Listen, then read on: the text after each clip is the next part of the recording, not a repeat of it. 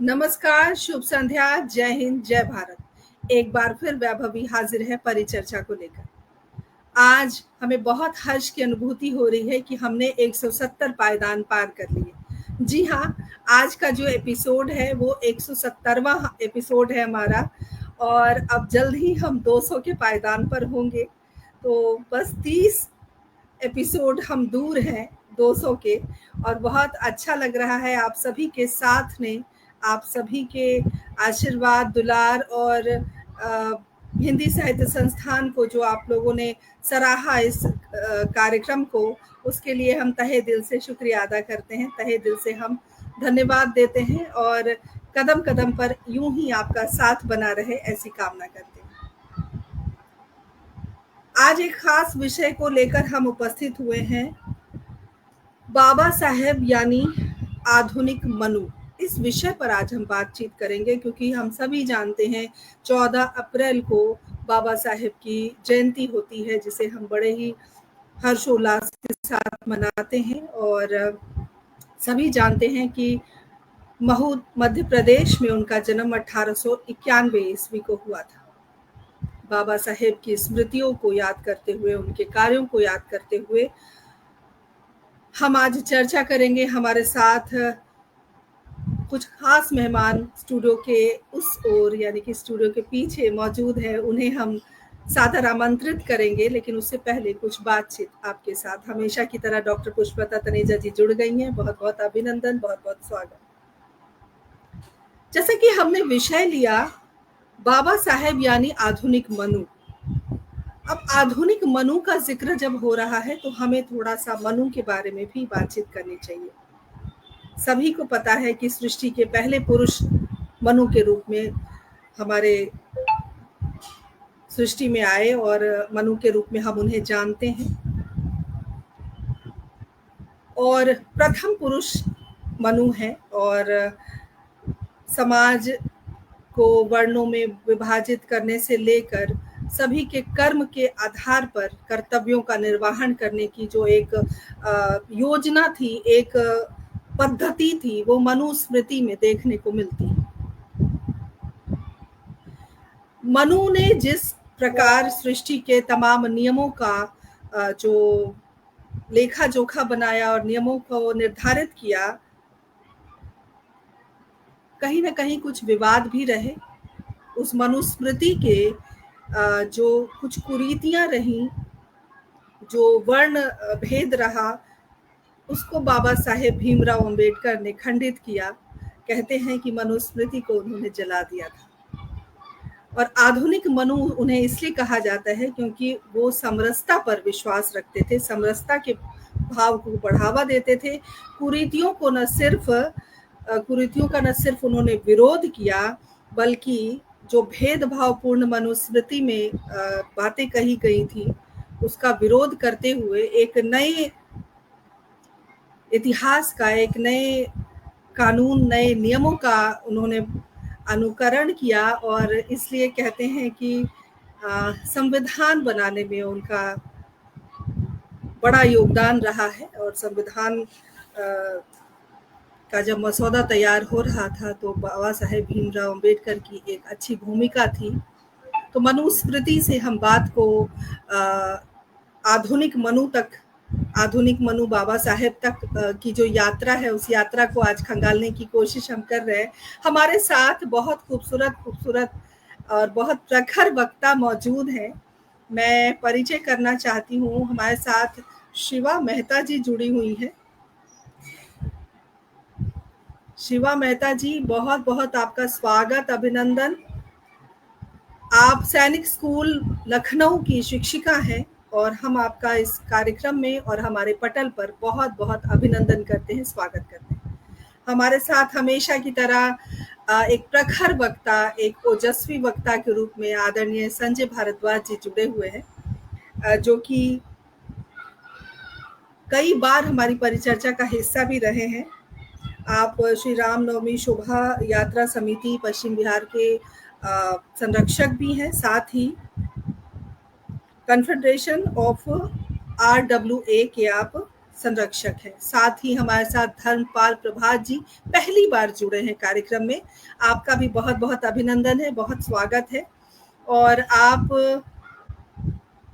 एक प्रखर चिंतक हैं, आप इतिहासविद हैं, आईएएस को पढ़ाते हैं, पीसीएस को पढ़ाते हैं। तो ये आज शिक्षाविदों का जो जमावड़ा है हमारे इस कार्यक्रम में, इससे लगता है कि बाबा साहेब के बारे में सही चर्चा आज हो पाएगी। तो हम तहे दिल से हिंदी साहित्य संस्थान की पूरी टीम की ओर से आप सभी वक्ताओं का हार्दिक अभिनंदन करते हैं, स्वागत करते हैं। जैसा कि हमने अभी कहा कि अगर हम आधुनिक मनु के बारे में बाबा साहेब को याद कर रहे हैं और समरसता की बात अगर हम कर रहे हैं, भेदभाव मिटाने की बात अगर हम कर रहे हैं, तो सीधे सीधे मैं सबसे पहले आदरणीय धर्मपाल प्रभात जी से संपर्क करना चाहूंगी। और आज की जो परिचर्चा है वो आपसे ही हम शुरू करते हैं। आधुनिक मनु के रूप में अगर बाबा साहेब को जाना जाता है तो उसके बारे में जो आपके अपने स्वयं के जो विचार हैं या कुछ किताबी ज्ञान है, उन दोनों के भेद को अगर आप इस कार्यक्रम के माध्यम से हम तमाम दर्शकों तक पहुंचाना चाहें तो हमें खुशी होगी। हम आपका अभिनंदन करते हैं और आपसे चाहते हैं कि आज की परिचर्चा शुरू करें। आप बताएं जो सवाल मैंने आपसे पूछा कि किस प्रकार आधुनिक मनु के रूप में उन्हें जानते हैं, और बाद में हम और भी चर्चा करेंगे क्योंकि बहुत सारे प्रश्न भी आएंगे हमारे सामने और उस प्रश्नों के उत्तर देना हमारा बहुत बड़ा दायित्व होता है। हमारे दर्शक हमें ऐसे जाने नहीं देते, बहुत प्रश्न पूछते हैं। तो प्रभात जी, आपका स्वागत है। सबसे पहले तो सभी लोगों का नमस्कार, सभी लोगों को मेरा नमस्कार। और प्रभात जी, आपकी आवाज नहीं आ रही है, आप अपना एयरफोन हटा लीजिए, फिर अच्छी आवाज आएगी। क्या बात है?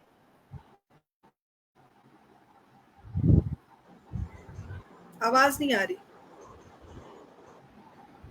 अभी भी नहीं आ रही है? अब आ रही है, अब आ रही है, बढ़िया आ रही है। स्वागत है, स्वागत है। सबसे पहले तो जितने भी लोग हमारे साथ जुड़े हो उनको मेरा नमस्कार। बेबी मैम, आपका बहुत बहुत धन्यवाद जो आपने मुझे अपने कार्यक्रम में बुलाया। संजय सर, शिवा मेहता सर, जो मैं आज अपने विचार रख रहा हूँ ये मेरे व्यक्तिगत विचार हैं। जितना मैंने अभी तक सीखा है किताबों से या जितना भी मैंने पढ़ा है वो सब मेरे खुद के विचार हैं, और किताबी मेरे पास जो भी ज्ञान है मैं उस ज्ञान के आधार पे ही बात रखूंगा।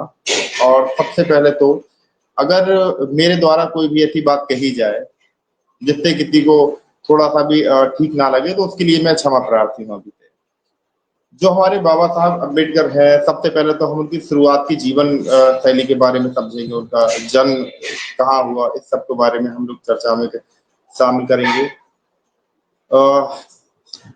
अम्बेडकर साहब का जन्म है एक बहुत विकट परिस्थितियों में हुआ है। उनके पिता हैं, जब उन्होंने शुरुआती जीवन में 6 साल की उम्र में अम्बेडकर जी का एडमिशन जिस स्कूल में कराया, उस स्कूल में अम्बेडकर जी को बहुत अच्छी तरीके से ट्रीट नहीं किया गया। वो स्कूल में क्लास में नहीं बैठ सकते थे, सबके तरह शिक्षा लेने का उनको मौका नहीं मिल पाया। लेकिन फिर भी बहुत विकट परिस्थितियों में अम्बेडकर जी ने बहुत अच्छी शिक्षा को हासिल किया। ढेर सारी उन्होंने डिग्रियां हासिल की। उन्होंने जो है इकोनॉमिक्स से लॉ के क्षेत्र में भी पीएचडी हासिल की, और बहुत अमूल्य योगदान भी उन्होंने दिया समाज के लिए।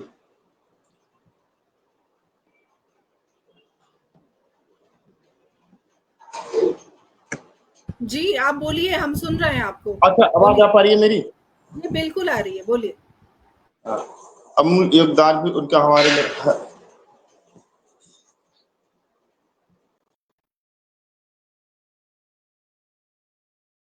प्रभात जी आप बोलिए, हम सुन रहे हैं। लगता है प्रभात जी से हमारा संपर्क टूट गया है। मैं हमेशा अपने कार्यक्रम में कई बार हमारे साथ संजय जी आपने देखा होगा कि ये जो नेटवर्क रूपी दानव है, मैं दानव बोलती हूँ, बड़ा तंग करता है। जब भी हम कोई हवन करते हैं, कोई यज्ञ करते हैं तो दानव हमें तंग करने आते हैं। तो ये नेटवर्क दानव के रूप में आज उपस्थित है। लेकिन चलिए प्रभात जी से दोबारा हमारा संपर्क होगा। शिवा मेहता जी, मैं आपके पास चलती हूँ और आप इस बात को आगे बढ़ाएं कि आधुनिक मनु के रूप में अगर बाबा साहेब को जाना जाता है तो उसके पीछे का कारण क्या है? स्वागत। फर्स्ट ऑफ ऑल सबको नमस्कार and very good evening, and this is my very first experience. तो अगर मुझसे कोई भूल चूक हो जाए तो प्लीज मुझे एकदम माफ करें, क्षमा करें। बिल्कुल जरूरत नहीं है मैं इसकी, आप इस टॉपिक पे बोलना इस टॉपिक पे बोलना मतलब एक this is the topic of my interest में बोलना इसलिए चाहती हूँ। और कुछ लोगों को एक सबको ये पता है, जैसे अभी प्रभात जी ने बोलना शुरू किया था तो उन्होंने बोला कि उनका बड़े ही कठिन परिस्थितियों में जन्म हुआ था। मैं क्योंकि आर्मी स्कूल में पढ़ा रही हूँ, फैमिली बैकग्राउंड में भी बहुत सारे लोग डिफेंस सर्विसेज में हैं, तो मैं पहले तो एक चीज ये बताऊं कि उनका जन्म एक फौजी घर में हुआ था। उनके फादर ब्रिटिश आर्मी में वर्क करते थे। और मुझे ऐसा लगता है कि एक एजुकेशन का बहुत बड़ा रोल होता है to carve anyone's personality.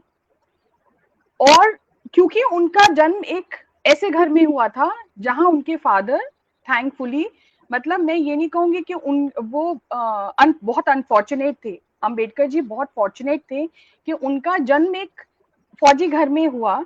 But उस टाइम पे सोसाइटी में बहुत कुछ गलत चल रहा था जो आज भी एग्जिस्ट करता है इन रिमोट एरिया। सिटीज में हमें उतना देखने को नहीं मिलता है।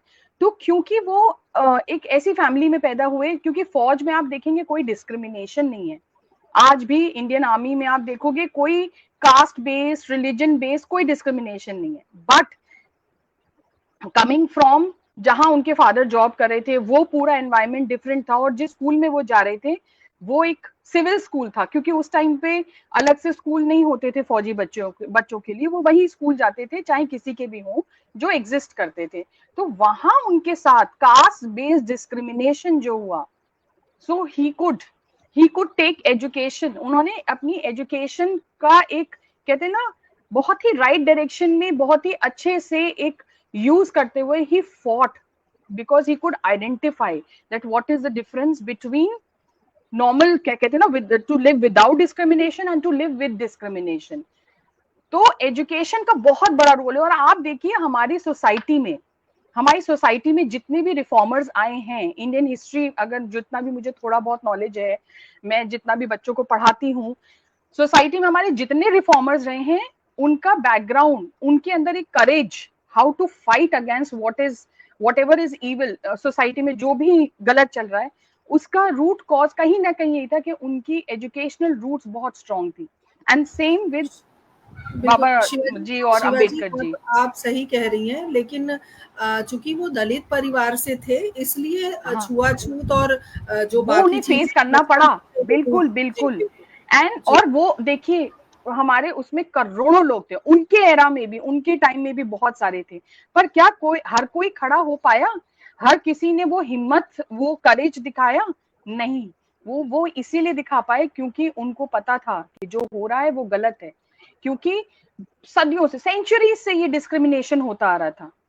और जो लोअर कास्ट थे, जो डिस्क्रिमिनेटेड पीपल थे, जो मार्जिनलाइज पीपल थे, उनकी हिम्मत नहीं थी कि वो अपने से ऊपर वालों के या अपर कास्ट के साथ, ऊपर और नीचे तो कुछ नहीं होता, जो सो कॉल्ड अपर कास्ट थे या जनरल कैटेगरी वाले थे, उनके आगे कुछ बोल भी पाए, क्योंकि उनको पता ही नहीं था कि what is the right way to fight. और वो राइट वे टू फाइट पता था डॉक्टर भीमराव अंबेडकर को। एंड इसीलिए, and he was very knowledgeable, उसी की वजह से वो बाहर जाके, इंडिया के बाहर जाके फॉरेन यूनिवर्सिटी से उन्होंने अपनी हायर एजुकेशन अटेन करी, अपनी क्वालिफिकेशंस ली, और उसके बेसिस पे वापस आके he fought for the rights. He fought एक सेक्शन ऑफ द सोसाइटी के लिए, to bring them up, to give them equal rights. But वो खाली एक सेक्शन ऑफ सोसाइटी के लिए नहीं था। अगर लोगों को लगता है कि वो सिर्फ दलितों के लिए लड़े या शेड्यूल्ड कास्ट के लिए लड़े, वो उसके लिए, उनके लिए नहीं लड़े, खाली वो सोसाइटी में इक्वालिटी लाने के लिए लड़े, वो सोसाइटी को एक बेटर प्लेस टू लिव बनाने के लिए लड़े, जो दुर्व्यवहार हो रहा था महिलाओं के बीच भी लड़े, वो सोसाइटी को बेटर बनाने के लिए लड़े। अगर हम ये बोलते कि नहीं वो सिर्फ दलितों के लिए लड़े, तो हम अभी भी आज भी डिस्क्रिमिनेटरी बात बोल रहे हैं। वो सबके लिए लड़े, वो सोसाइटी में इक्वालिटी लाने के लिए लड़े, ये मेरा पॉइंट ऑफ व्यू है। एंड वो इसीलिए कर पाए because he could see both the sides, good side also and a discriminated side also. That is all. अभी आगे जैसे जैसे आएगा तो आई विल स्पीक। प्रभात जी से हमारा संपर्क नहीं हो पा रहा है। संजय जी, मैं आपके पास आती हूँ। और जैसे कि शिवाजी ने कहा कि बहुत सारी, मतलब शिवा नाम से ही मुझे लगता है कि भगवान शिव को हम बार-बार याद कर रहे हैं। तो प्रभात जी के साथ हम लोग हो नहीं पा रहे हैं। संजय जी, आप इस बात को किस तरह आगे बढ़ाएंगे और बंद कर दीजिए। किस प्रकार आगे बढ़ाएंगे और बताएंगे कि आधुनिक मनु के रूप में उन्हें जानना चाहते हैं। स्वागत। मेरी आवाज आप तक पहुंच रही है? सर्वप्रथम तो मैं इस मंच को, जो कि इतने शिक्षाविदों से आज सुसज्जित है, प्रणाम करना चाहूँगा। इन सभी शिक्षाविदों के बीच मैं एक छात्र भी हूँ, तो जब मैं कुछ बोलूँगा तो मुझसे त्रुटियां होना स्वाभाविक होगा। आप लोग क्योंकि मेरे जैसे नालायक स्टूडेंट्स को पढ़ाते रहे होंगे, तो मैं समझता हूँ कि आप मुझे क्षमा करेंगे मेरे बोलने में, कुछ कहने में अगर कुछ त्रुटियां रहेंगी तो। और आज का जो विषय है बहुत ही महान व्यक्तित्व को एक समर्पित विषय है, जिनके लिए मैं कह सकता हूं कि वे महानतम तो नहीं, लेकिन एक महान विभूति जरूर इस आधुनिक भारत की, स्वतंत्र भारत की है। क्योंकि महानतम कह देने से बाकी सब जो विभूति हैं उनके साथ अन्याय हो जाएगा, इसलिए मैं इनको महान विभूति से मैं इनको सूचित कर रहा हूं। मैं इनके लिए शब्द इस्तेमाल कर रहा हूं, महानतम नहीं कर रहा हूं, क्योंकि बाकी विभूतियां विवेकानंद जी, सुभाष चंद्र बोस जी, गांधी जी, तमाम महान विभूतियां हमारे देश में रही हैं। उन्हीं में से एक चमकता हुआ सितारा माननीय भीमराव अंबेडकर जी हैं। जैसा अभी दोनों मुझसे पूर्व वक्ताओं ने कहा कि उनका जन्म और उनका लालन पालन, शिक्षा संघर्ष भरे जीवन में हुई, क्योंकि तब की सामाजिक परिस्थितियां ऐसी थीं। मैं भी इस बात को मानता हूं और दो लाइनें मैं उनको समर्पित करना चाहता हूं। जो राह संघर्ष की चलता है वही दुनिया को बदलता है, जिसने अंधेरों से जंग जीती है वही सूरज बनकर चमकता है। तो ऐसे हमारे भीमराव अंबेडकर जी एक सूरज के समान इस आधुनिक भारत में चमके, जिन्होंने शिक्षा के क्षेत्र में, न्याय के क्षेत्र में, सामाजिक चेतना के लिए एक नया प्रकाश हमें दिया। इनको एक बार फिर से मैं नमन करता हूं और श्रद्धा सुमन अर्पण करता हूं। इसके बाद मैं आज के विषय पर आता हूं। क्या हम उनको मनु से तुलना कर सकते हैं? आज का आधुनिक मनु मान सकते हैं या नहीं? मुझे ऐसा लगता है कि हम उनके कुछ कार्यों की तुलना मनु से कर सकते हैं, किंतु पूरा उनको मनु मान लेना शायद ये उनके साथ भी अन्याय है और मनु के साथ भी अन्याय है। क्योंकि जिस विचारधारा को लेकर उन्होंने अपना पूरा संघर्ष रखा, वो मनु की जो विचारधारा थी उसके खिलाफ था। मनु जो हमारे प्राचीन भारत के या प्रथम शिक्षाविद कह सकते हैं हम उन्हें, प्रथम कानूनविद कह सकते हैं जिन्हें, प्रथम संविधान के रचयिता कह सकते हैं जिन्हें, उन्होंने एक व्यवस्था को स्थापित किया था। उनका स्थायित्व की ओर जोर था, व्यवस्था की स्थापना में जोर था, जबकि अंबेडकर जी ने व्यवस्था के खिलाफ अपना सारा लड़ाई लड़ी, सारा अपना संघर्ष किया। मनु ने रचना रची एक संविधान की, किंतु अंबेडकर जी को हम ये श्रेय तो देते हैं कि उन्होंने संविधान रचा, लेकिन वो उसमें से सिर्फ एक अवयव थे या उसके प्रमुख, एक समिति के प्रमुख थे। ये 299 लोगों की समिति थी। एक बात जोड़ना चाहती हूँ मैं। सब माइक बंद कर लीजिए एक बात मैं आपसे ये पूछना चाहती हूँ, जैसे कि आपने कहा अभी कि मनु स्मृति में मनु ने तो वर्णों में विभाजित कर दिया था समाज को, जिसकी वजह से जो आगे चीजें जो धीरे धीरे खराब होती चली गई, जिसको क्योंकि देखिए आवश्यकता आविष्कार की जननी है। जैसे जैसे समय बदलता है, जैसे जैसे हम जिस परिवेश में आते हैं, तो चीजें जब बदलती हैं तो हमें हर चीज में बदलाव करना पड़ता है, क्योंकि प्रकृति का नियम है बदलाव। वो चाहे कानून व्यवस्था में हो, चाहे वो छुआछूत, अब छुआछूत को लोग नहीं मानते उतना, लेकिन कहीं ना कहीं वो चीजें अभी भी हैं, वो टीस है अभी भी। लेकिन वर्णों में किसी को विभाजित करना, मुझे लगता है मनुस्मृति की बात अगर हम रहने दें, अगर आधुनिक मनु के बारे में, क्योंकि बाबा साहेब को हम श्रद्धांजलि दे रहे हैं उनके जन्मदिन के शुभ अवसर पर। और देखिए, एक और हमें हमारे लिए बड़े सौभाग्य की बात है कि हमारे साथ धर्मेंद्र सर जुड़ गए हैं, जो जिन्होंने मुझे आग्रह किया, और ये सामाजिक शास्त्र के ज्ञाता हैं, और इन्होंने कहा कि मैं जुड़ना चाहता हूं, और ऐसा कभी हमारे कार्यक्रम में हुआ नहीं। लेकिन धर्मेंद्र जी, हम आपका स्वागत अभिनंदन करते हैं, आप हमारे साथ जरूर बने रहें। संजय जी, आप अपनी बात रखिए। जी जी, मैं जो आपने कहा मैं भी यही कहना चाह रहा था कि डॉक्टर साहब का जो संघर्ष था और जो उनकी विचारधारा थी, वो उस स्थापित मनु के सिद्धांतों के विपरीत थी। डॉक्टर साहब ने समानता का नियम लागू करने की चेष्टा की समाज में, और जिस मनु स्मृति को हम जानते हैं या मनु विचारधारा को हम जानते हैं, उसमें वर्ण के आधार पर समाज का हमने विभाजन किया हुआ था, और डॉक्टर साहब समानता की बात करते थे। तो इसलिए जिस विचारधारा का वो विरोध करते थे, उसी उपमा से उनको हम संबोधित करें तो ये शायद डॉक्टर साहब के साथ इंसाफ नहीं होगा। मेरा एक छोटा सा निवेदन मात्र इतना मात्र था। बाकी आगे जैसे जैसे विषय आता रहेगा मैं अपनी बात रखता रहूंगा। अभी इस पहले सवाल पर कि क्या मनु उनको कहा जा सकता है आधुनिक युग का, तो मेरा इस पे थोड़ा सा एक आपत्ति है, जिसको मैं विनम्र शब्दों में आपके साथ दर्ज कराना चाहता हूँ। जी बिल्कुल, आप अपनी बात और रख सकते हैं। जी, कुछ और बात अगर आपको रखनी है तो आप जरूर। जी, दूसरी बात जो और दूसरा डिफरेंस मुझे नजर आता है कि मनु प्रथम पुरुष थे जिससे ये सृष्टि आगे बढ़ी है, लेकिन डॉक्टर साहब के साथ हम ऐसा नहीं कह सकते ना कि हम आधुनिक समाज को भी ले लें या आधुनिक भारत को भी ले लें कि वो डॉक्टर साहब से ही आरंभ हुआ। उस समय बहुत सारी विभूतियां हमारे साथ थी जिन्होंने भारत को आगे बढ़ाने में योगदान दिया, उनमें से डॉक्टर साहब भी एक थे। तो इसलिए मनु तो क्योंकि प्रथम और अकेले ही थे, इसलिए इस कारण से भी इन दोनों की आपस में तुलना नहीं की जा सकती। तीसरा, मनु ने अपने एक संविधान रचा जिसे हमने मनुस्मृति भी कहा। ये भी एक डिबेटेबल है कि उसमें उन्होंने वर्ण व्यवस्था ऐसे रखी थी या नहीं, क्योंकि कालांतर में ये इसमें परिवर्तन होते चले गए और हमारे पास जो आई, लेकिन जो अभी हमारे पास है हम तो उसी को मान के अभी चल रहे हैं कि उसके अंदर वर्ण भेद इस तरह से थे जन्म के आधार पर। उन्होंने एक अपना संविधान रचा, लेकिन डॉक्टर साहब संविधान रचने वाली 12 समितियों में से एक के अध्यक्ष थे, मसौदा समिति के अध्यक्ष थे। उसमें डॉक्टर राजेंद्र प्रसाद जी, जवाहरलाल नेहरू जी, मौलाना आजाद जी और भी ना जाने कितने लोगों का इसमें योगदान था। 299 लोगों की वो समिति थी, तो इसलिए वो एक संकलन था। तो ये कहना कि उन्होंने ही संविधान रचा, ये एक अतिशयोक्ति हो जाएगी। इस पे भी मेरा थोड़ा सा रिजर्वेशन है इस मामले में, इसको लेकर भी। जी बिल्कुल संजय जी, बहुत बहुत धन्यवाद।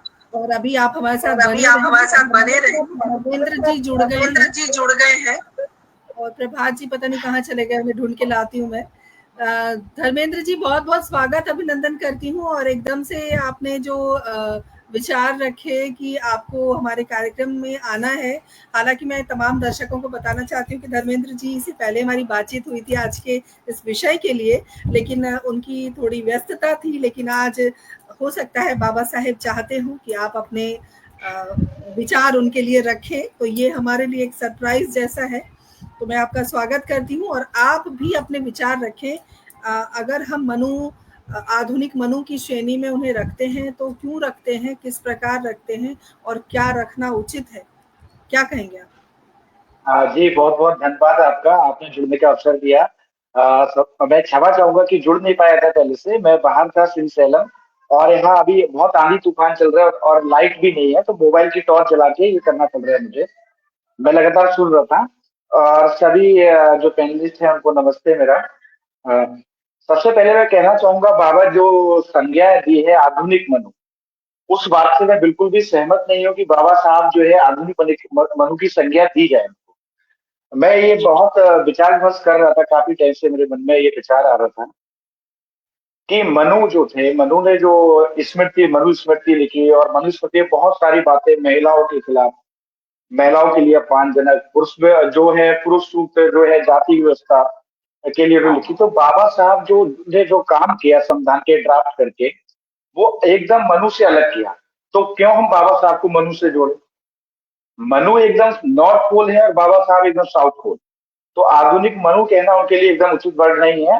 और जो भी वर्ड किया मनु ने, इस मनुस्मृति में जो कुरीतियां समाज में फैलाई, मनुस्मृति से जो कुरीतियां समाज में आई, उन कुरीतियों को खत्म करने के लिए उन्होंने काम किया। चाहे वो समानता का अधिकार, जिसमें सभी को विधि के समक्ष समता दी गई, छुआछूत का अंत हो। जैसे क्या था मनुस्मृति में, एक उल्लेख करता हूँ आपसे, मनुस्मृति में ऐसा कहा गया, अगर ब्राह्मण पाप करता है तो उसके लिए अलग सजा है, शूद्र करता है अलग सजा है। हाँ, तो बाबा साहब ने क्या किया, सबके लिए समान कानून है। आजकल भारतीय न्याय संहिता है, हाँ, तो सभी के लिए समान है, चाहे वो ब्राह्मण हो, चाहे वो शूद्र हो, चाहे पिछड़ा हो, कोई भी हो, समान, सबके लिए समान कानून। तो बाबा साहब का योगदान अलग है एकदम मनु से। और मनु का जो एकदम, वो मनु ने जो था समाज को विभाजन कर दिया, उच्च में और नीच जाति में विभाजन किया। और उस विभाजन के जो आधुनिक समाज है, आधुनिक समाज कहीं भी इस चीज को नहीं सहता है। दूसरी बात, बाबा साहब डॉक्टर बी आर अम्बेडकर ने बहुत ज्यादा काम महिलाओं के लिए किया।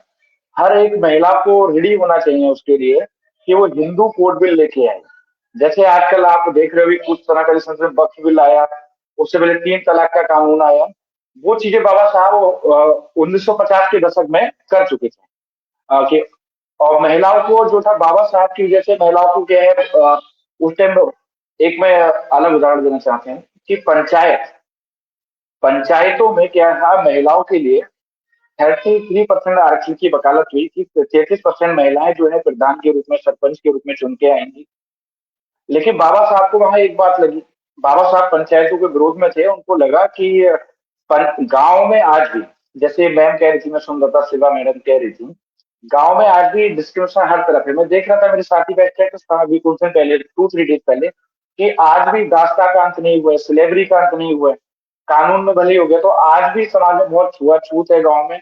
जैसा कि मैं देख रहा हूँ, समाज में जाता हूँ तो जाति की बात, जैसे मैं बताता हूँ आपको एक बात, एक बहुत अच्छा एग्जाम्पल दो। मैं श्रीशैलम में हूँ आज, और श्रीशैलम शिव जी का ज्योतिर्लिंग है, 12 ज्योतिर्लिंग में से। मैं यहाँ गया होटल के लिए, तो मैंने बहुत सारे होटल ट्राई की, और वहां जाके सबसे पहले होटल में पूछा गया आपकी जाति क्या है, आप ओसी से आते हैं। फिर दूसरी क्या पूछा गया कि आप उत्तर प्रदेश से हैं। तो लगभग 20 होटल वालों ने मना कर दिया कि उत्तर प्रदेश और जाति। फिर मैंने उनको बताया कि मैं खुद जनरल से आता हूँ। फिर बोले कि जनरल जो है उत्तर प्रदेश वाला वैलिड नहीं है यहाँ पे। फिर क्या है, यहाँ क्या वैलिड है?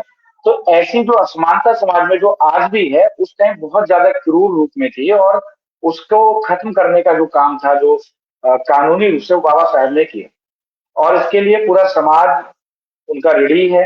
और आज का जो योगदान है बाबा साहब का, कि आजकल जो है समाज में महिलाओं की स्थिति अच्छी हो रही है। पहले कुछ साक्षरता दर हुई, चाहे नौकरियों में भागीदारी हुई, चाहे अभी सरकार द्वारा लाया गया थोड़े दिन पहले महिला आरक्षण विधेयक हुआ, वो सबके सब बाबा साहब के विचारों की उपज है।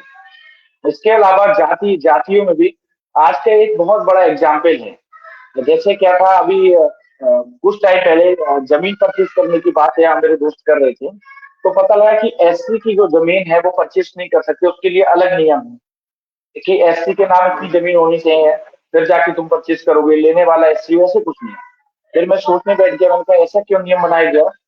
तो मुझे लगा कि भारत में जाति और गरीबी का सीधा संबंध है। और जाति क्या है, जो जातियां नीचे, जिनको निचला माना जाता है, वो जातियों में गरीबी की दर ज्यादा है। और उन लोगों को ही क्या थे, थोड़े सहारे की और थोड़े आरक्षण की जरूरत थी, और बाबा साहब ने वो भी किया, उनको आरक्षण देके ये किया था। तो मैं यही कहना चाहूंगा सबसे अंत में कि भारतीय इतिहासकार, मेरी आज ही बात हुई, जब मुझे होटल नहीं मिल रहा था तो मुझे बड़ा गुस्सा आया। मैंने कहा यार, बाबा साहब नहीं होते तो फिर तो कहानी खराब कर देते हैं यहाँ पे। हाँ, तो मुझे बड़ा गुस्सा आया। फिर मैंने सोचा, तो बाबा साहब का जो योगदान है वो अविस्मरणीय है भारतीय समाज के लिए, सोसाइटी के। जैसे हमारे सर कह रहे थे, संजय सर, कि बाबा साहब को संविधान लिखने का श्रेय नहीं जाता है, पूरी संविधान सभा ने संविधान लिखा 299 पेज से। मैं सहमत हूँ उनकी बात से। लेकिन जैसे कि एक क्रिकेट टीम में कप्तान होता है, वो कप्तान का काम लीड करने का काम बाबा साहेब अम्बेडकर ने।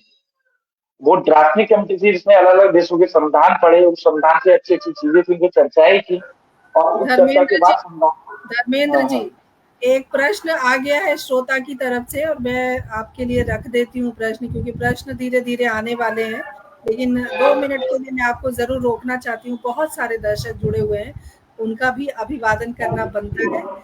डॉक्टर पुष्पलता जी हमेशा की तरह सबसे पहले जुड़ी हैं, और थोड़ी देर पहले आप भी जुड़े हुए थे। दुर्गा नागले जी जुड़ी हुई हैं हमारे साथ, आदरणीय प्रदीप गौतम जी जुड़े हुए हैं हमारे साथ, पटल के मुख्य सलाहकार आदरणीय सुरेश शर्मा सागर जी जुड़े हुए हैं। मेरी छोटी बहन ममता सिन्हा जुड़ी हुई हैं झारखंड से, बहुत बहुत स्वागत अभिनंदन करती हूँ। और जियाउर रहमान जाफरी जी ने एक प्रश्न रखा है, उसका उत्तर मैं चाहती हूँ धर्मेंद्र जी आप जरूर दें। 2 प्रश्न है, एक है सुरेंद्र शर्मा सागर जी ने लिखा है कि अब समानता का अधिकार है क्या, एक प्रश्न उनका है। मैं संजय जी से ये प्रश्न रखूंगी, लेकिन जाफरी जी ने एक प्रश्न रखा है, मैं चाहती हूँ कि आप उत्तर दें कि गांधी जी और बाबा साहेब दोनों दलितों के लिए काम करते थे, लेकिन दोनों के एक दूसरे से क्यों टकराते थे? जी बिल्कुल सर, मैं पहले मैं ये जो बाबा साहेब और शायद पीछे से आवाज आ रही है किसी के बच्चे के रोने की शायद। हाँ मैं थोड़ा बाहर आ गया हूँ मैडम, आप देख लें। जी संजय जी, जब तक वो थोड़ी शांति करवाते हैं, क्योंकि बहुत गंभीर मुद्दा है, आप अपनी बात रखिए। समानता का अधिकार अभी है क्या? देखिए, इनकी कुछ बातों से मैं सहमत हूँ, लेकिन कुछ बातों पर मेरी असहमति भी है। इन्होंने मनु स्मृति या मनु जी का जो जिक्र किया, वो इनके भाव से ऐसे लगा कि जैसे एक विलेन का जिक्र हो रहा हो, और जब बाबा साहब को तो हम हीरो मानते ही हैं, तो उन्होंने भी उनको हीरो माना, लेकिन उनको शायद पूरा इसके बारे में ज्ञान नहीं है। मनु प्रथम पुरुष थे। अगर जब वो प्रथम पुरुष थे तो तब कौन सा समाज था? कौन, जब सभी उनकी संतानें थी तो वो जन्म से किसको क्या अधिकार देने वाले थे? इसमें बहुत सारी भ्रांतियां हैं। कालांतर में आगे जाते जाते ग्रंथों के अंदर बहुत परिवर्तन हुए, कुछ षड्यंत्र पूर्वक परिवर्तन भी हुए, लेकिन शायद ये आज का विषय नहीं है, इसलिए मैं इसको ज्यादा डीप नहीं ले जाता। मैंने शुरू में ही कहा था नियम है, आगे भी परिवर्तन होंगे, परिवर्तन सकारात्मक होंगे। यहाँ मेरा सवाल परिवर्तन पे नहीं था, मेरी बात मूल ग्रंथ को जो मैनिपुलेट किया गया बाद में, जैसे कि और भी हमारे कुछ ग्रंथों के अंदर जब ब्रिटिश काल आया, उसके अंदर बहुत सारे चेंज किए गए, जिससे कि गलत फहमियां फैलनी शुरू हुई कि हमारे ग्रंथ ऐसी शिक्षा दे रहे हैं। जहां तक मनु जी का सवाल है, रामायण काल से पूर्व थे ये। वाल्मीकि रामायण में मनु का जिक्र है बार बार, किंतु मनु स्मृति में कहीं राम जी का जिक्र नहीं है। इसका मतलब यह उनसे प्राचीन है। लेकिन जब हम देखते हैं रामायण काल, तो हम ये देखते हैं केवट को भी महाराज का दर्जा था, तो वहां जाति विभेद नहीं थे, वो कर्म पर आधारित ही थे। तो इसलिए मनु जी ने ऐसी विसंगतियां फैलाई, ऐसा नहीं था। लेकिन क्योंकि कालांतर में हर ग्रंथ के अंदर छेड़छाड़ के बाद ये ऐसी चीजें आई हैं, तो इसलिए मुझ पर मेरे को थोड़ी सी आपत्ति है। दूसरी बात ये कि इसमें कोई शक नहीं कि जो कैप्टन होता है उसको ही श्रेय मिलना चाहिए, और हम भी देते हैं। भीमराव अंबेडकर जी संविधान के निर्माता के रूप में या संविधान की रचयिता के रूप में उनको उनका ड्यूक राइट मिलना चाहिए, और हम उन्हें देते भी हैं, हम उनके ऋणी भी हैं। उनकी वजह से ही आज हम समाज में जो हमारे अधिकार हैं उनको भोग पा रहे हैं, क्योंकि एक संविधान हमारे पास है। किंतु संविधान की जो हमारी रचना है, उसका मूल बहुत सारे देशों से इकट्ठे किए हुए कानूनों को, संविधानों को संकलन था, और उस समिति के जो अध्यक्ष थे वो राव साहब थे। ये शायद इनकी जानकारी में नहीं है।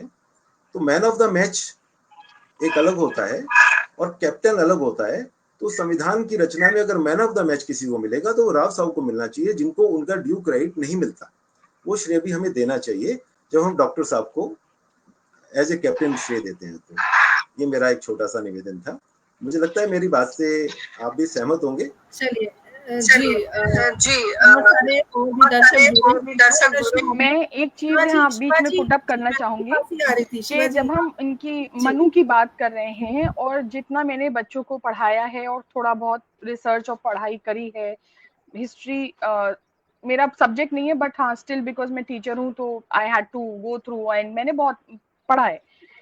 जो कास्ट सिस्टम बना था, कास्ट सिस्टम बना नहीं था, लोगों को डिवाइड किया गया था, कैटेगराइज किया गया था ऑन द बेसिस कि वो क्या काम करते हैं। जैसे बोला गया कि जो साफ सफाई ये काम करेगा वो शूद्र कहलाएगा, जो लड़ने जाएगा वो क्षत्रिय कहलाएगा, जो राज करेगा वो मतलब राजा होगा, जो पूजा पाठ और ये सब करेगा वो ब्राह्मण कहलाएगा। और ये रिजिड नहीं था, और जो ये लोगों के पास इनिशियली हाँ ऑप्शन था हाँ कि वो चेंज कर सकते हैं कि अगर एक शूद्र का बच्चा चाहता है कि वो सैनिक बने तो वो क्षत्रिय बन जाएगा, अब क्षत्रिय कहलाएगा। और लोगों को शुरू में था कि वो चेंज कर सकते थे, स्विच ओवर कर सकते थे। कोई जरूरी नहीं था कि शूद्र का बच्चा है तो वो शूद्र ही बनेगा और वो साफ सफाई और एक का ही काम करेगा, या ब्राह्मण के बच्चे को अगर पढ़ाई लिखाई में, वेदों में, संस्कृत में, ग्रंथों में इंटरेस्ट नहीं है तो वो अगर क्षत्रिय बनना चाहता है तो वो जाके अपना सैनिक की का प्रशिक्षण लेके वो जाके सैनिक बनेगा। ये रिजिड नहीं था। ये रिजिड कैसे बना? ये रिजिड बना जैसे जैसे सोसाइटी ग्रो करी, जैसे जैसे पॉपुलेशन बढ़ी, सोसाइटी ग्रो करी, किंगडम्स बड़ी होना शुरू हुई, सोसाइटी में सेल्फिश लोग आए। जो मैंने जितना पढ़ा है हिस्ट्री में, उन्होंने कुछ जो कहते हैं ना धर्म के ठेकेदारों ने इस सिस्टम को रिजिड बना दिया ओवर दी सेंचुरीज। ये अगर हम मैंने जितना पढ़ा है कि मनु को बोले कि उन्होंने सोसाइटी को डिवाइड किया इनटू कास्ट सिस्टम, नहीं, उन्होंने भी डिवाइड नहीं किया, उन्होंने कैटेगरीज बनाई थी कि जो ये काम करेगा वो ये कहलाएगा, जो ग्रंथ पढ़ेगा वो ब्राह्मण कहलाएगा, जो लड़ने जाएगा वो क्षत्रिय कहलाएगा, जो बिजनेस करेगा, जो ट्रेडिंग करेगा वो वैश्य कहलाएगा, जो बिजनेस क्लास होते हैं।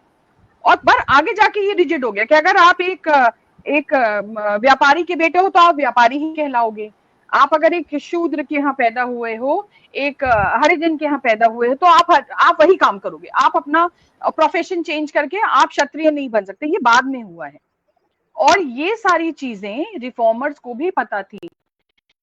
लोग और कहीं और जो थोड़े बहुत धर्म के ठेकेदार बन गए, जैसे उन्होंने क्या किया, उन्होंने इस चीज को वो करा क्योंकि ये फिर एक बिजनेस बन गया और वो सोसाइटी में एक अफवाहें फैलाने लगे जो कि मतलब अगर आप अपना प्रोफेशन, आप अपना वो चेंज करोगे, कास्ट चेंज करोगे, मतलब आप कास्ट के बेसिस पे प्रोफेशन चेंज करोगे तो आपके साथ कुछ भी गलत हो सकता है।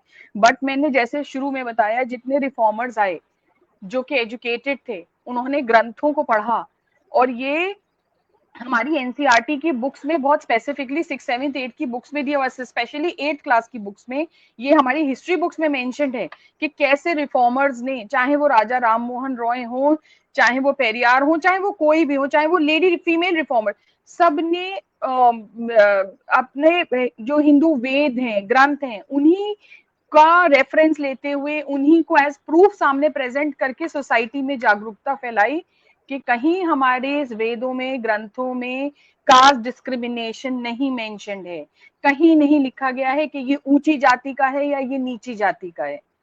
So awareness and education has played a very important role, especially education in reforming Indian society. And Dr. Bhimrao Ambedkar was able to do it in a very, very strong way, just because वो एक बहुत fortunate थे कि वो एक दलित family से होते हुए एक अच्छी एजुकेशन अटेन कर पाए। और मैं फिर से कह रही हूँ कि अगर उनको वो बहुत सारे उन दलितों की तरह या उन डिस्क्रिमिनेटेड लोगों की तरह अनफॉर्चुनेट होते कि उनको स्कूल जाने नहीं मिलता और उनके फादर एक अच्छी नौकरी में ना होते, ब्रिटिश आर्मी में थे उनके फादर, सूबेदार थे, तो अगर वो उसमें ना होते तो वो उनके फादर ही उनकी एजुकेशन सपोर्ट ना कर पाते, उनको तो समाज पढ़ने भी नहीं देता, तो वो पढ़ पाए, वो पढ़ के आगे और ग्रो करे, वो बाहर गए, वो फॉरेन से आगे की हायर स्टडीज अटेन करके आए, उन्होंने डीप मतलब कहते हैं ना लॉ की अपनी क्वालिफिकेशन ली और वो उस बेसिस पे आके उन्होंने इंडिया में उन सब लोगों के लिए काम किया, not only for Dalits but for also for women, उन सब लोगों के लिए काम किया जो सोसाइटी में पीछे रहे जा रहे थे। And reservation is one big step which was taken for the benefit to bring equality and peace in society. नहीं तो आज हमारी सोसाइटी में एक बहुत बड़ा गैप होता between haves and have nots, बिल्कुल बहुत सही बड़ा कहा गैप आपने होता। शुभा जी, बिल्कुल सही कहा आपने और आपकी बात से मैं सहमत हूँ क्योंकि सुरेंद्र शर्मा सागर जी ने लिखा है कि जो एकलव्य था वो सैनिक बना। बिल्कुल सही कहा आपने क्योंकि एकलव्य भी क्षत्रिय नहीं थे लेकिन वो सैनिक थे क्योंकि उन्होंने द्रोणाचार्य जी को अपना गुरु माना और सीखना प्रारंभ किया। लेकिन ये जो वर्णों की जो व्यवस्था चेंज हुई और धर्मेंद्र जी एक बात एक प्रश्न आया था, मैं चाहती हूँ उसका उत्तर आप जरूर दें कि गांधी जी, हालांकि ये हमारा विषय नहीं है लेकिन चूंकि जो दर्शक है उनके कौतूहल को शांत करना हमारी परिचर्चा का दायित्व है, तो चूंकि गांधी जी और अंबेडकर जी दोनों दलितों की सेवा करना चाहते थे, दोनों दलितों के लिए कार्य करते थे, लेकिन फिर भी कहीं ना कहीं विचारों में टकराव और मतभेद हुआ करते थे। उसके पीछे कारण क्या था? हाँ, धन्यवाद सही मैडम। जानकारी लोगों तक पहुंचाने की जिम्मेदारी हिंदी साहित्य संस्थान की है। और अभी हमारे साथ एक दर्शक नहीं है, वो हिंदी साहित्य संस्थान की महत्वपूर्ण कड़ी है नेहा शर्मा। उन्होंने लिखा कि अधूरी जानकारी की वजह से बहुत परेशानियां होती हैं, लोग समझ नहीं पाते, तो आज सही जानकारी हम देते हैं। धर्मेंद्र जी, स्वागत। हाँ जी, बहुत बहुत धन्यवाद। सबसे पहले तो मैं ये कहना चाहूंगा कि मैम ने जो बोला मैं उससे कतई सहमत नहीं हूँ, और जो सर ने बोला उससे भी मैं आधा सहमत। जो एक और जो कमेंट में पढ़ रहा था लगातार, जैसे सुरेंद्र सागर जी की कमेंट था कि मनु में एकलव्य सैनिक बने, ये सब। लेकिन ये हमारा विषय नहीं है, डॉक्टर अम्बेडकर को बोलना है, वरना ये चर्चा बहुत लंबी जाएगी। सीधे प्रश्न का उत्तर देता हूँ मैं। प्रश्न का उत्तर, गांधी जी और अम्बेडकर जी दोनों ही समाज में बदलाव चाहते थे, और गांधी जी चाहते थे हृदय परिवर्तन के द्वारा समाज में बदलाव। गांधी जी ने कोई भी कानूनी रास्ता नहीं अपनाया कि जो है ब्राह्मण ऐसा करेंगे। उन्हें ऐसा भी नहीं कहा भी कभी कि कांग्रेस है ब्राह्मणों को। एक मैं एग्जाम्पल दे कि पेरियार पेरियार तमिलनाडु में कांग्रेस के प्रदेश अध्यक्ष थे, और वहां पे क्या था, कांग्रेस के अध्यक्ष और जो कार्यकारी लोग होते थे उनके लिए एक वोट आयोजित किया गया, और पेरियार एक नीची जाति से आते थे, और वो प्रदेश अध्यक्ष के होते हुए भी उनको क्या है, वोट से अलग बिठाया। और उसके बदौलत क्या किया, पेरियार ने कांग्रेस से इस्तीफा दे दिया, और उसके बाद क्या है, मनुवाद के खिलाफ लिखना स्टार्ट किया। और उन्होंने बहुत बातें लिखी है, मैंने उनकी बहुत सारी बुक पढ़ी है। बहुत सारी बात यहाँ बोलने का समय नहीं है, लेकिन गांधी जी का और अम्बेडकर जी का जो विवाद था वो ये था, गांधी जी चाहते थे हृदय परिवर्तन, जो ऊंची जातियां हैं वो हृदय परिवर्तन के द्वारा खुद से ही अपने अंदर बदलाव लाए, जिससे क्या है, समाज में समरसता हो। और अंबेडकर जी चाहते थे ये बदलाव जो हजारों सालों में नहीं आ पाया, हृदय परिवर्तन का, महात्मा बुद्ध के समय भी नहीं आ पाया, महावीर स्वामी के समय भी नहीं आ पाया, अशोक के समय भी नहीं आ पाया, तो ये हृदय परिवर्तन स्वतः नहीं होगा। इसके लिए कानूनी शक्ति जरूरी है, इसलिए उन्होंने कानून बनाए, इसलिए उन्हें संविधान में ऐसे मजबूत प्रावधान रखे। आज भी आप देख रहे हो कि बहुत जगह जैसे क्या राणा सांगा का विरोध हो रहा है, कहीं पर अम्बेडकर का विरोध हो रहा है, न्यूज देख रहे हैं तो ये कानूनी, अगर इस प्रक्रिया अम्बेडकर जी कानूनी प्रक्रिया नहीं अपनाते, संविधान में उसका प्रावधान नहीं करते मूल अधिकारों का, समानता के अधिकार का, स्वतंत्रता का, तो फिर दिक्कत होती। तो अम्बेडकर और गांधी जी में इतना ही फर्क था कि गांधी जी हृदय परिवर्तन के द्वारा चाहते थे, अपने राइटिंग लिखते थे, हरिजन नामक पत्रिका निकाली, हरिजन सेवक संघ बनाया, और जो वो और खुद से क्या था, खुद से वो अपना जो है महिला साफ कर, खुद से ही अपने टॉयलेट साफ करना, और सबको अपने कांग्रेस के जो उनके साबरमती आश्रम में लोग रहते थे उनसे भी कहा कि खुद से ही अपना जो है वो साफ करोगे सारे सफाई। और जो अम्बेडकर थे वो इस चीज से सहमत नहीं थे। अम्बेडकर चाहते क्या है, जो कानूनी, जब थोड़ा सा मैं इतिहास में जाऊंगा लेकिन ज्यादा नहीं जाऊंगा क्योंकि बात ज्यादा लंबी चली जाएगी। जो हजारों सालों का इतिहास था उसमें कभी भी जो है, जैसे अभी कहा एकलव्य सैनिक बना, आप हजारों साल के इतिहास पे देखिए, क्षत्रिय राजा रहे और पुष्यमित्र शुंग ब्राह्मण शासक हुआ, और गुप्त काल में ब्राह्मण शासक। कभी भी शूद्र शासक, एक दो शूद्र शासकों को छोड़ के आपने कोई भी शूद्र शासक नहीं पढ़ा। और जो जाति मनु ने जातियां बनाई, मैं मानता हूँ कि जो उन्होंने बोला कि काम के आधार विभाजन हो, कि व्यापार करेगा बैस से, तो आप ये बताइए कोई भी एक शूद्र का बेटा ब्राह्मण क्यों नहीं बन पाया? ऐसे इतिहास में कितने एग्जाम्पल हैं, कितनी महिलाओं के एग्जाम्पल हैं जो हमारे वेद में लिखे हैं कि ये महिलाएं यहाँ तक गई। सिर्फ उंगलियों पे गिन सकते हैं महिलाओं के नाम, घोषा, विश्वासरा, पाला, मैत्री, गार्गी, बस हो गया। और कौन सी महिला का नाम है हमारे इस काल? तो ये क्या था, इसके लिए कानूनी जरूरी था और कानूनी शक्ति वो लेके आए। और जो उच्च जातियां थी उस समय की, जो मलाईदार पदों पे बैठी थी और मलाई खा रहे थे जो सत्ता की, उन लोगों को ये बुरा तब भी लगा और आज भी लगता है। और वो आज भी विरोध है, मैं देख रहा था न्यूज में, आज भी विरोध है। और वही फर्क है गांधी जी में, अम्बेडकर में, कि गांधी जी स्वतः परिवर्तन चाहते थे, जैसे कि उनके आंदोलन भी इस बात की गवाही है, चाहे वो सबने अवज्ञा हो, भारत छोड़ो हो, जी असहयोग हो। और अम्बेडकर जी इस बात को बिलीव नहीं करते। जी अम्बेडकर बिल्कुल। कानून नेहा शर्मा जी ने, धर्मेंद्र जी, नेहा शर्मा जी ने लिखा है कि बहुत जरूरी है हमारे इतिहास को जानना। नेहा जी, बड़े दुर्भाग्य की बात है कि हमारे इतिहास को भी बहुत तोड़ मरोड़ करके पेश किया गया है। जो वाकई जो सही इतिहास हमारा रहा है वो कहीं गायब है और सब कुछ उलट पुलट कर दिया गया। ये सब सत्ता का मोह है, सब जानते हैं इस बात को। कहना बड़ा मुश्किल होता है, मानना बड़ा मुश्किल होता है, लेकिन यही सच्चाई है।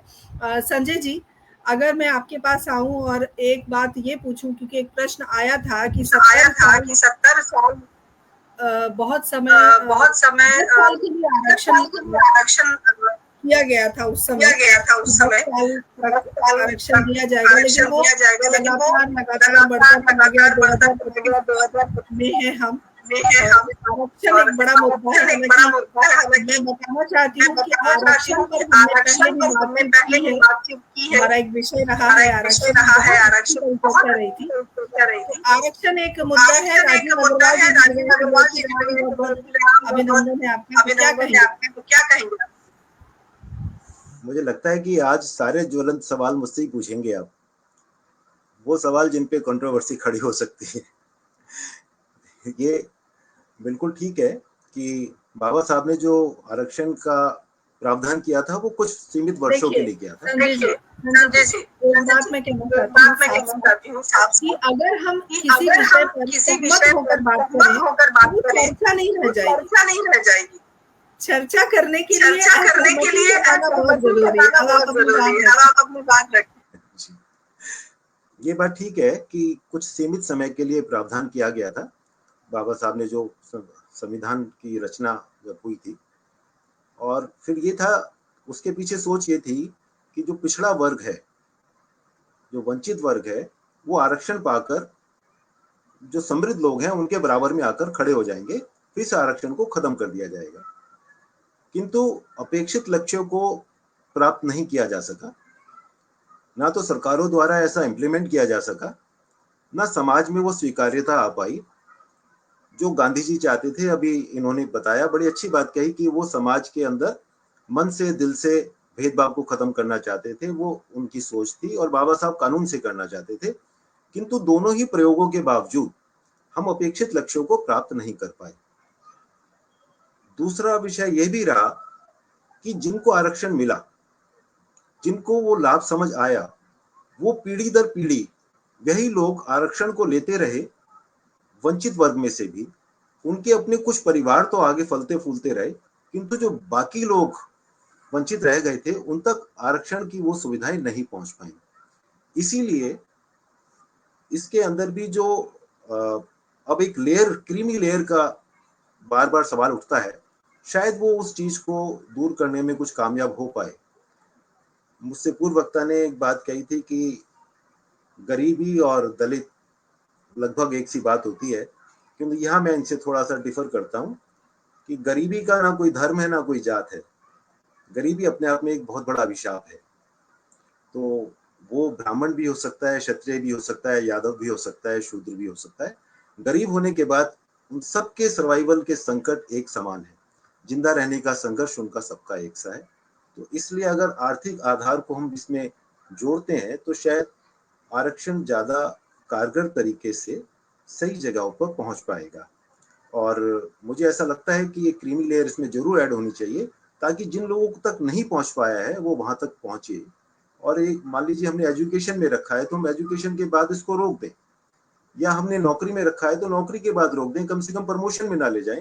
लेकिन हमने इसको हर जगह पे ले गए, और सरकारें अपने राजनीतिक लाभ के लिए, तुष्टीकरण के लिए इसको छेड़ भी नहीं सकती हैं। अब जो भी छेड़ेगा उसको, क्योंकि इसकी कीमत चुकानी पड़ेगी, इतना साहस शायद अभी किसी भी सरकार में नजर नहीं आ रहा है। धीरे धीरे से ही समाज ही इसको बदलेगा। मुझे सरकार का बहुत जरूरी है। और जाफरी जी ने लिखा है सबको इतिहास बना दिया।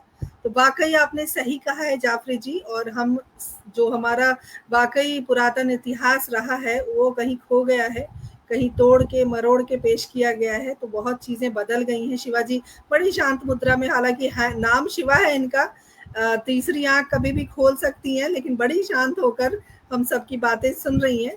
दुर्गा नागले जी, मैं सोच रही हूँ और एनालाइज कर रही हूँ जो सब बोल रहे हैं। जैसे अभी अंशु सोलंकी जी ने कहा कि सिर्फ एक दो ही शूद्र राजा बने या कुछ ही महिलाओं को ऊपर आने का मौका मिला। वो एक दो एग्जाम्पल्स जो हमें हर फील्ड में मिलते हैं ना, सिर्फ वो नाम है जिनको रिकॉग्निशन मिला और जो कहीं इतिहास में अपना नाम दर्ज करा पाए।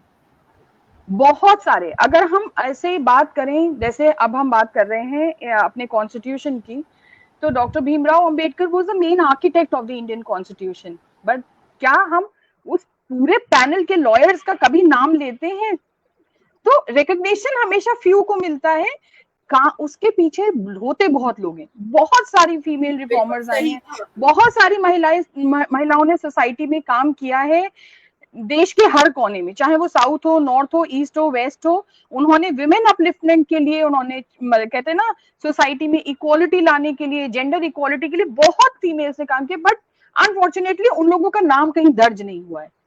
आज के टाइम में भी जितनी पॉलिटिकल पार्टीज हैं, कितने कार्यकर्ता हैं हर पॉलिटिकल पार्टी में, क्या हर कार्यकर्ता का नाम न्यूज़पेपर में आता है या सोशल मीडिया पे कहीं हाईलाइट होता है? नहीं।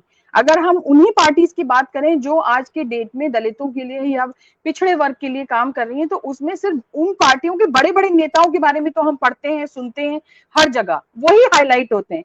पर वो छोटे छोटे कार्यकर्ता जो माइक्रो लेवल से हर जगह से काम करते हैं, और वो उनका भी योगदान होता है, अपना अपना सबका रोल होता है, वो करते करते करते करते वो पार्टी की सक्सेस होती है।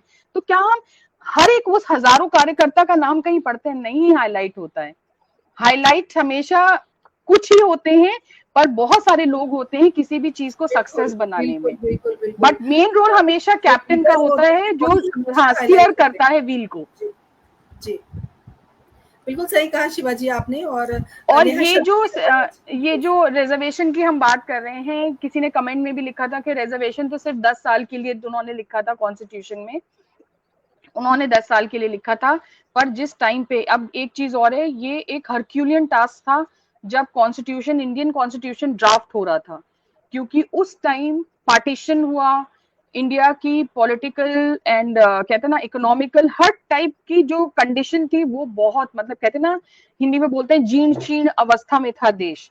तो उस टाइम पे सोसाइटी में इतनी सोशल प्रॉब्लम्स, इतना डिस्क्रिमिनेशन, बहुत कुछ था, बहुत अनरेस्ट था कंट्री में। उस टाइम पे एक ऐसी, और सबसे बड़ा टास्क था डाइवर्सिटी। इंडिया इज कहते हैं ना लैंड ऑफ डाइवर्सिटी। आप चाहे किसी भी कंटेक्स्ट में बात करिए, चाहे वो रिलीजन हो, कास्ट हो, कल्चर्स हो, चाहे आप ज्योग्राफी के कंटेक्स्ट में बात करिए, इतनी different types of geographical conditions हैं, क्लाइमेट्स हैं, वेदर कंडीशंस हैं, वो सब ज्योग्राफी हिस्ट्री को बहुत इन्फ्लुएंस करती है इंडिया की।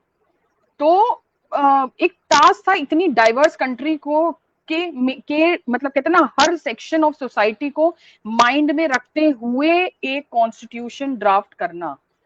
तो वो टास्क जब कंप्लीट हुआ तो उसमें ये ध्यान रखा गया कि किसी तरह इस सोसाइटी को एक peaceful place to live in बनाना है। और ऐसा, ये मेरा पर्सनल ओपिनियन है कि कॉन्स्टिट्यूशन का एक बहुत बड़ा रोल है कि इंडियन इकोनॉमी या इंडिया की जो सोशल एंड इकोनॉमिकल स्टेटस है वो मतलब बहुत तेजी से इंप्रूव किया। और उसमें अगर रिजर्वेशन उन्होंने दिया 10 साल के लिए, 20 साल के लिए, वो दिया, उनको नहीं पता था कि आज से मतलब 40 साल बाद, 70 साल बाद क्या सिचुएशन होगी। सिचुएशन बहुत इंप्रूव करी है, बट जैसा मैंने बोला अभी भी रूरल, उस समय की मांग थी रिजर्वेशन, उस समय की मांग थी आरक्षण, उस समय के हिसाब से, उस समय की भी और आगे आने वाले 20-30 साल की भी मांग थी। कार्य होते हैं वो परिस्थिति के अनुकूल होते हैं, परिस्थिति के अनुसार होते हैं, तो वो अलग अलग बात है। और गरिमा शर्मा जी लगातार हमारे साथ बनी हुई है, अभिनंदन। और नेहा शर्मा जी ने लिखा है कि स्कूल में ही सही जानकारी की शुरुआत होनी चाहिए। हमारी एनसीईआरटी की जो किताबें हैं वही गलत इतिहास की शुरुआत कर चुकी है और गलत इतिहास ही हम पढ़ रहे हैं। तो ये मुझे लगता है कार्यक्रम के माध्यम से एक बात जरूर लोगों तक पहुंचेगी कि सही इतिहास हम लोगों तक पहुंचाएं। और नहीं, देखिए एनसीईआरटी की बुक्स में पूरा इतिहास गलत नहीं है, इतिहास गलत नहीं है। एनसीईआरटी की ही बुक्स में ये चीज तो बहुत स्पेसिफिकली गलत नहीं है, लेकिन इतिहास में बहुत सारी चीजों को छुपाया गया है। जी धर्मेंद्र जी कुछ कहना चाहते हैं, और आप सब कंक्लूजन के लिए तैयार रहें छोटे छोटे संदेश के साथ। आप क्या कहना चाहते हैं, बोलिए।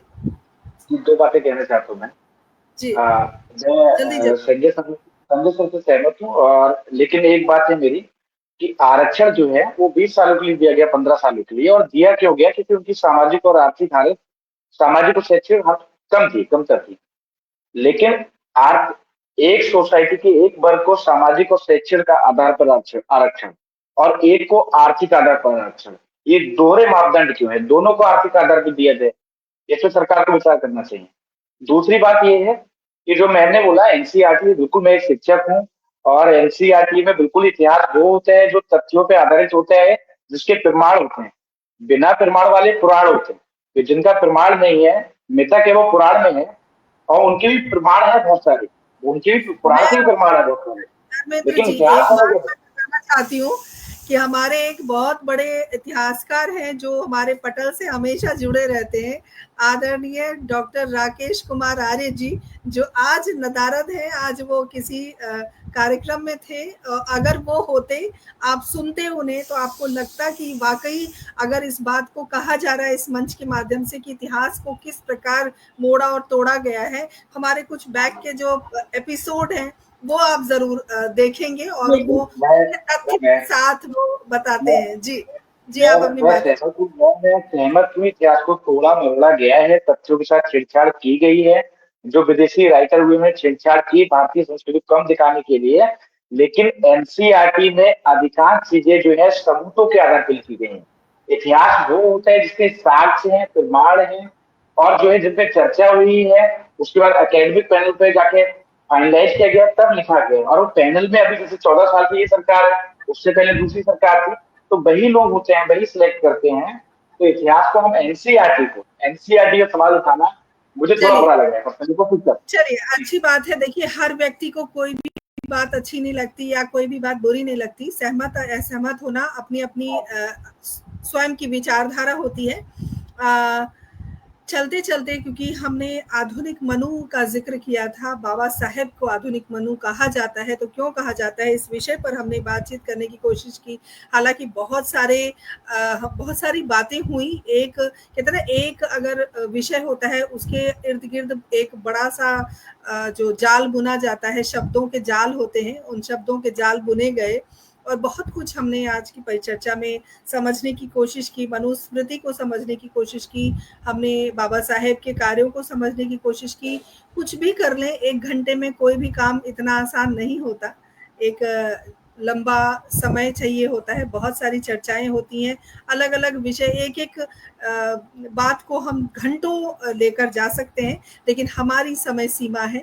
तो संजय जी, चलते चलते अगर हम बाबा साहेब को श्रद्धांजलि दें, क्योंकि 134वां जन्मदिन है उनका कल, तो इस पटल के माध्यम से अगर हम मनु की उपाधि दे रहे हैं या उन्हें हम मानते हैं कि उन्होंने समाज में बदलाव जो आया है, उनके जनक हैं, और समरसता की बात अगर हम करें, भेदभाव मिटाने की बात अगर करें, महिलाओं के साथ जो दुर्व्यवहार किए जाते थे उनको उस बात को रोकने की अगर बात हुई, या दलितों के जो साथ अपमानजनक व्यवहार रहा, उन सब को रोकने की जो एक दिशा उन्होंने निर्धारित की, आप संदेश के रूप में छोटे छोटे संदेश, शिवाजी आप भी और धर्मेंद्र जी आप भी, जल्दी जल्दी कुछ सेकंड का संजय जी कहेंगे। तकनीकी दृष्टि से डॉक्टर अंबेडकर को आधुनिक भारत का विधि निर्माता कहा जा सकता है, और उनका ये योगदान अतुलनीय है।